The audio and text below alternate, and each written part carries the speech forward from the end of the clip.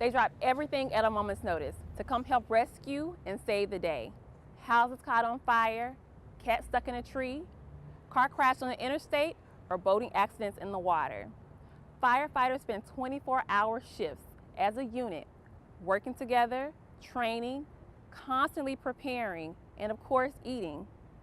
When and where do they even have time to dine? And who's preparing the meals for these hard-working, hungry men, and yes, more and more women? We're going to be talking grocery shopping, food prep, diets, a few personal stories, and a lot more as we step behind those huge garage doors and into the kitchen to give you a taste of Firehouse flavor.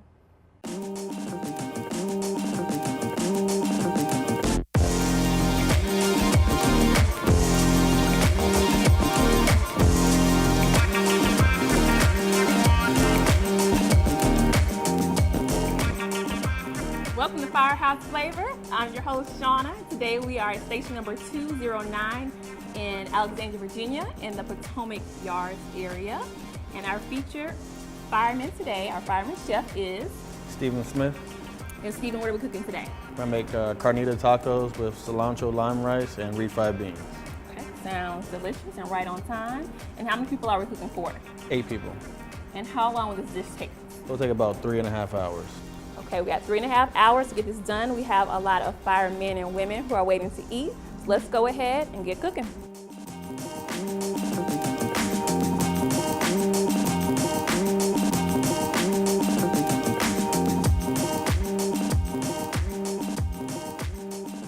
So with carnitas, we're going to be using pork, right? That's correct. Is it always pork? Is pork carnitas, or can you have carnitas with other? Carnitas is pork. I mean, it translates actually directly to little meats, but typically pulled pork. Pulled pork. It's Mexican pulled pork.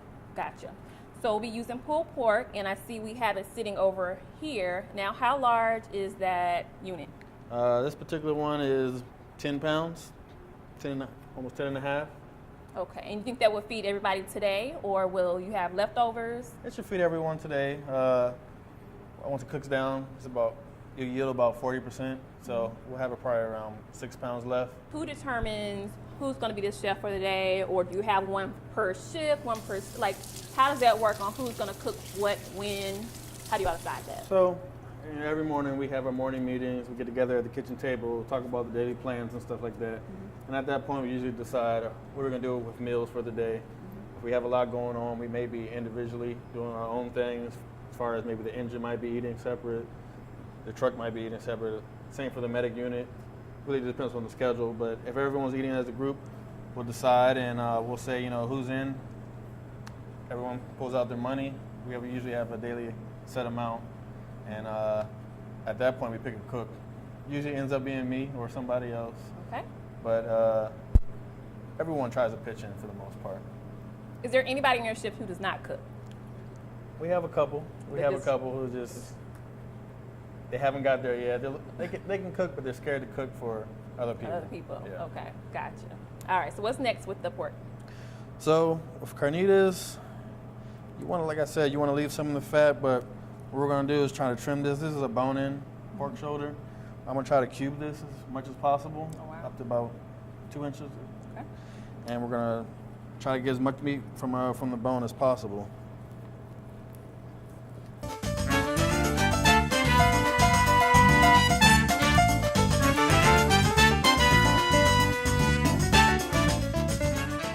The good thing about this type of dish, it's hard to mess up. I mean, just stick with your spices that you know, and it'll still be fine. Okay. But if we want to keep it somewhat, we'll say authentic, okay, these are the spices that you want, the basic spices. Cumin. And for this type of recipe, it's just, you season to your liking, Mm-hmm.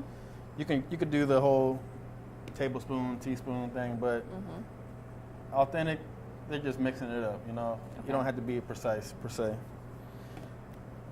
There's Onion no powder. ratios, or that is one more than the other? No, do you hold off on, I see you have cayenne, do you hold off on some cayenne? So cayenne pepper would be to your taste. I mean, Okay. are you a big spice person or not? Since I'm cooking for 8 people, in the Firehouse, everyone has a little bit different taste. I don't like to make it too bland. Add a little bit of spice, but I don't want to overpower it because then everyone's got their own different palate. Guess it's a balance. Yeah, it's a balance. There's no particular order. You're adding your spices, adding my cayenne. Once again, I'm not putting too much on here. Just get a nice dusting on the first layer. I'll mix it up, maybe add a little bit more, but don't go too crazy.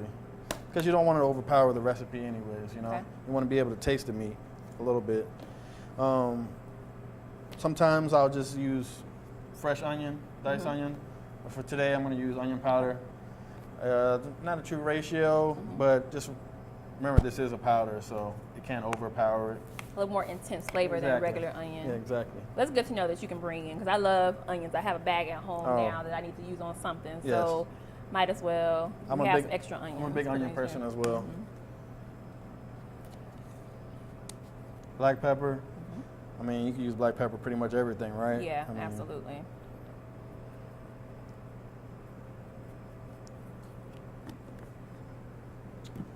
I'm going to use a little bit of paprika. This is not that traditional, actually. This is kind of me, because I like a little bit of smokiness. Is it smoked paprika or regular It's paprika? regular, but it still all paprika has a little smoke, gives you that smoky taste. Okay. And it adds a nice little color also. Yeah, I think it'll make a good, vibrant, deep color. Also pretty traditional is cinnamon. A lot of people wouldn't, think about that actually. You can add like a cinnamon stick, or just some ground, whatever.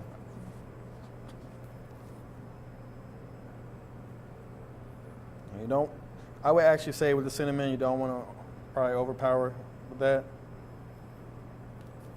Just once you get it mixed up, you'll get a good sense of like the smell, what you're looking for. As in, color, the smell. Yeah, you know. Now I'm going to add some oregano leaves, dried oregano leaves. I would say most carnita recipes you will find oregano in there. And remember, this is just for the spices. This is just for like the dry rubs. I'm also eventually will add some orange juice and some soy sauce to add a little bit of salt. Is soy sauce traditional? That is not traditional. It's not traditional. That's a Chef Smith touch right there. I'm not a big proponent of putting a lot of salt in my food. Try to, once again, fire department, we're looking to try to be a little bit healthy. So the soy sauce adds that saltiness that you're looking for. You can even use a light sodium or low sodium soy sauce. Probably add a little depth of flavor too, something different than other carnitas. Yeah, definitely. Soy in it. And I need to get a spoon real quick. Okay.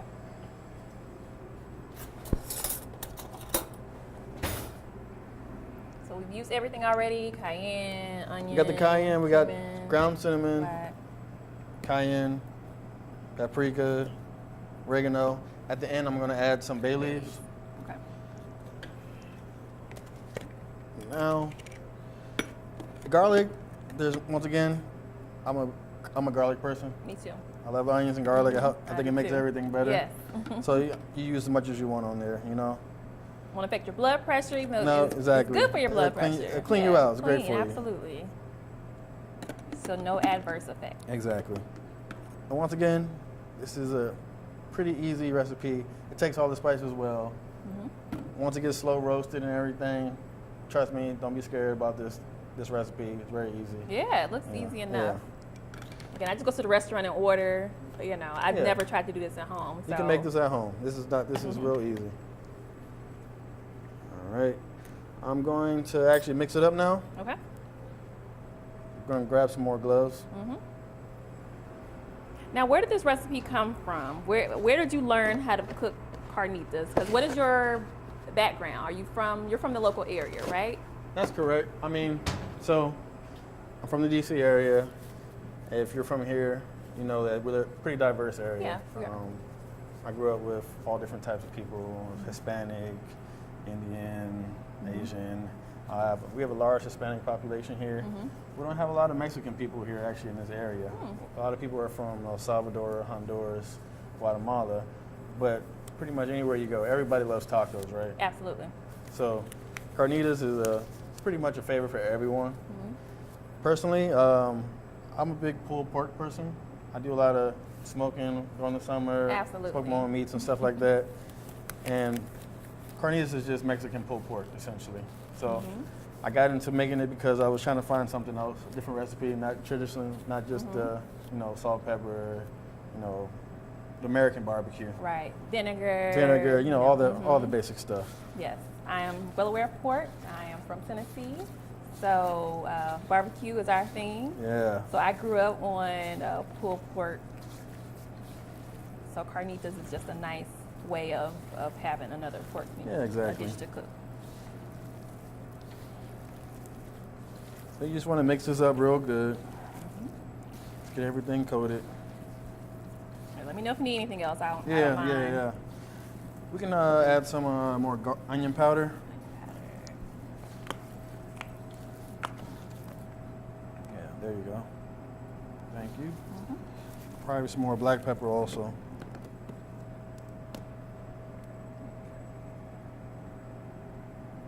Thank you.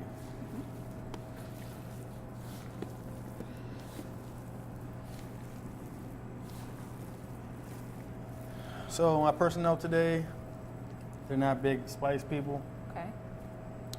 Normally, I would add some more cayenne pepper here. Got like a little heat. But these guys' taste buds are. I mean, you the chef. I say do it. Well, I think they'll eat it anyway. They will, but they'll be I think they'll sweating eat it and anyway, uncomfortable, and they might have some choice words for me. So I don't want to hear it today, basically. Because they did have to pitch in, right? Oh, yes, For it is because their- how much do you all have per day to use for food? Okay, so usually we all pay about $10 each. That includes lunch and dinner. Okay. At this particular station, we have a total of 8 people. 3 on the engine, 3 on the truck, and 2 on the medic unit. So that's about $80 a day. Some people may choose that to only eat dinner or lunch, whatever, vice versa. And that's okay, so I'll just budget for that when I go to the store. And some people actually don't get them in on meals, and that's fine too. And they might be on their own dietary restraints or, for whatever reason they didn't want to eat that day. We don't take it personal or anything like that. Right. We all still try to eat together. You bring your meal to the table, and we'll still eat as a family, still talk about the day and stuff like that. Okay. I think the next step here, we can add a little bit more oregano. I like oregano. Yeah. Nobody's gonna hate on oregano. No, there you go. That's fine. Good enough. Okay. You got a little bit more actually. More? Yeah. Thank you.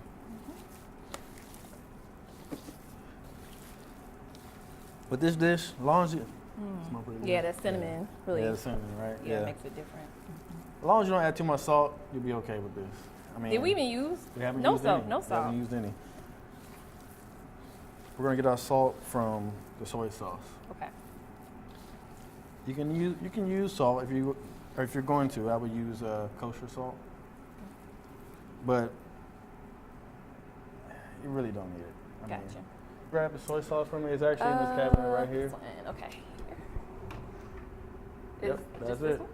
That's Label it. soy sauce. We'd like to do Okay, everything perfect. real. Tell me when. Yeah, keep going. Oh, that's good.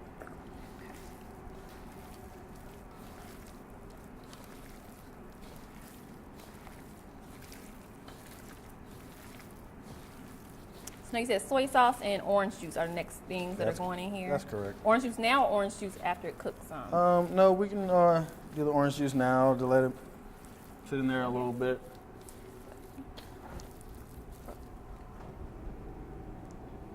Just the Minute Maid kids? Yep, that Minute Maid kids, it's whatever you got. This one has the vitamin C in it, so I'm just looking out for my crew. Giving them all the vitamins, everything that they need. Okay. Then this one, A, B, C, D, and E. And a smiley face. And a smiley face. All right, so tell Couldn't me ask for more, right? Not at all. That's good. Okay, it's about a half a cup? Yeah. About a cup? Yeah, about a cup. Okay.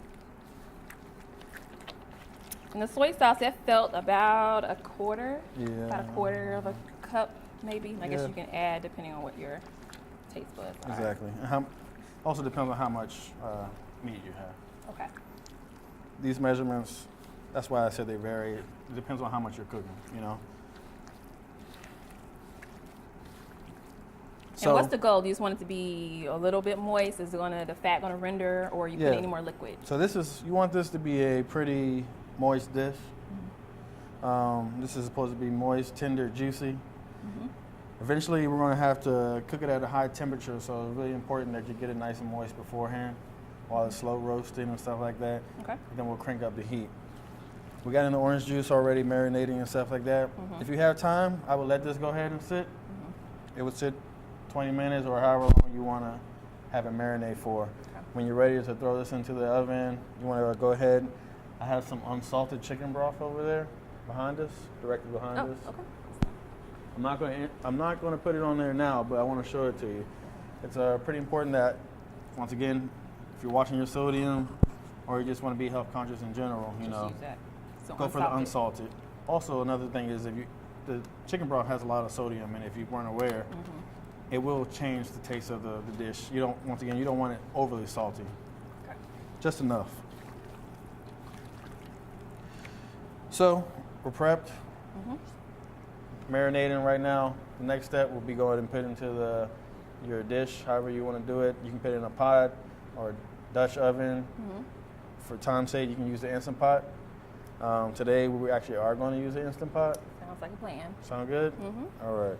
So, Steve, you mentioned that you're not the only firefighter in your family, correct? That's correct. Okay, so who else in your family was a firefighter? What's your story?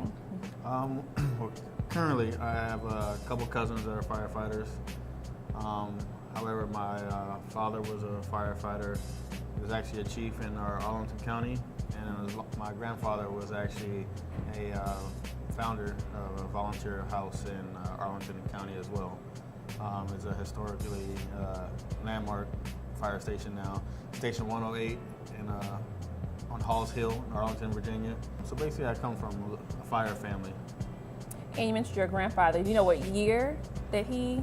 My grandfather started, I believe it was in the 60s. He came on, he was about 23 years old. So we're looking at like early 60s. So what did he say, or have you been able to talk to him about his experience with being a firefighter? Yeah, I've talked to him about it a few times. Growing up, of course, my dad being a firefighter, my dad telling me stories, and my grandfather, also telling me stories. Basically, the history of Halls Hill Fire Department was a firehouse that was built by the community to help just protect the community, basically. Back in those days, we didn't have that type of fire protection for the African American communities, pretty much throughout the DC area. He was a volunteer, and so were a lot of the other people that worked there. Eventually, they did get career firefighters, but primarily it was volunteers. He talked about how there were some instances of racism, of course, but there was also some really good people that he met that weren't his same skin color that showed him how to be a firefighter, and he really has that really shaped his life today. At that point in time, was there any a catalyst for it? It was pretty much kind of like a pride thing, It was a tight-knit community. At that time, we were segregated. There was a lack of fire protection at that time, so these guys got together and decided that it was time to change this. So they didn't have the best equipment, didn't necessarily have the best training at first, but they worked hard and were able to accomplish something pretty great. Now with that, were they able to, was the cause they went out on, was it just in the African American community, or did they go out to other? Yeah, they went out to other areas as well. Outside of that area too. I guess he got the interest. Maybe when he was younger. He grew up in Washington D.C. Okay. And they did have fire engines and stuff like that even back then. Not the old steam engines. They actually had real fire engines. Okay. Believe it or not. So he saw that growing up, but at those times there was no one that looked like him on those fire engines. And so then later life, he was able to do that. It piqued his interest, and he just ran with it. And it followed over to my father and my uncle as well, actually. Okay, so it's been a steady lineage of your family to be firemen. And did everybody work? I know you're North Arlington. Did your father and uncle, were they also in North Arlington area or in Arlington? At the time, when my father and my uncle came on to the Arlington County Fire Department, it was no longer segregated, of course. They did have career firefighter. Everybody was pretty much career. They had a small volunteer organization, but it was mostly paid firefighters. Everyone worked together at the time. Arlington has actually been a very progressive fire department, and it actually spewed on to us in the Alexandria department, and they were actually a pretty good role model for the overall for the region. They were one of the first to hire a female firefighter in the nation, and that kind of piggybacked over here. So we also early on had a lot of female firefighters and African American firefighters, and that was not a major thing going around everywhere else in this area. So I guess we're kind of some trailblazers, if you want to say that. My father was actually the first African American battalion chief in Arlington County. And what's his name? Dale Smith. Dale Smith. Full name is Jerome Dale Smith. And what firehouse was he at Arlington? He was a battalion chief of North Arlington. He was promoted pretty young, so he was there for a while. He started at the bottom and worked his way up. Just like my grandfather, he saw firefighters when he was younger, and he was like, maybe I want to do that someday. And it's funny that actually he has told me a story that when he was working at a grocery store, local grocery store in the area, Giant, and a fire engine came by actually, and I believe he started talking up with one of the guys, and the guy didn't really have too much interest in him. And my dad was expressing interest that he wanted to be a firefighter, but the guy kind of said, like, this is not really for you. Turns out that guy ended up working for my father later. Wow. And they even end up having a good relationship further on. So it goes to show you that, you can do whatever you want to do. Absolutely. The current situation isn't always permanent. But to go back to your question, he was actually battalion chief for the North Arlington side, but he worked on all the stations. He also did work at Station 108, Station 8, the Hallsville Fire Department. Where your grandfather was. And I remember going there when I was younger, seeing him going to the firehouse. And even then, I knew it was like, my dad was a firefighter, but I just knew that this was our firehouse. I grew up right there too. And it's always been a part of the community, and always will be. We're nice and marinated. Got the chicken broth in there, orange juice, soy sauce, lime juice.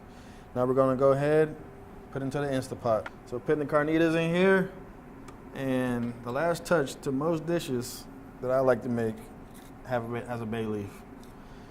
We're gonna put about, we got about 3 or 4 left in here. We're gonna use all of them. Now a lot of people are like, what does a bay leaf do? Most people don't actually know. It really just adds a little bit more flavor. Once it's done cooking, you can take the bay leaves out. Shouldn't be too hard to find. So with a pressure cooker, the most important thing is make sure you have a tight seal. Your preset. This time we're going to select slow cook. The preset time is usually at 4 hours, but we're going to dial down to an hour. You could also select pressure cook and go from there. It's about the same setting, doesn't really matter. But if you just want to use a preset, it's fine. Once again, like I told you, you can have this marinate all day, slow cook all day. We're talking.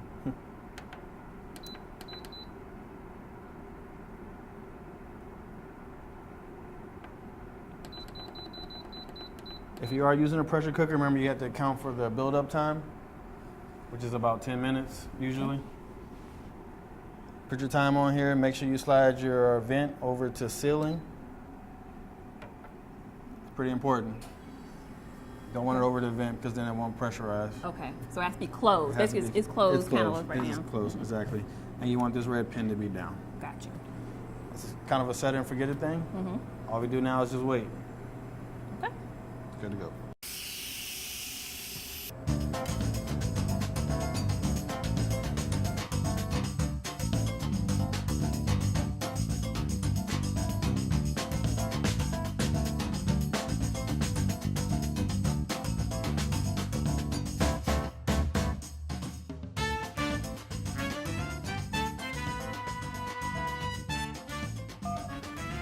Dinner, time to eat. Tonight we're going to have carnitas with refried beans and cilantro lime rice.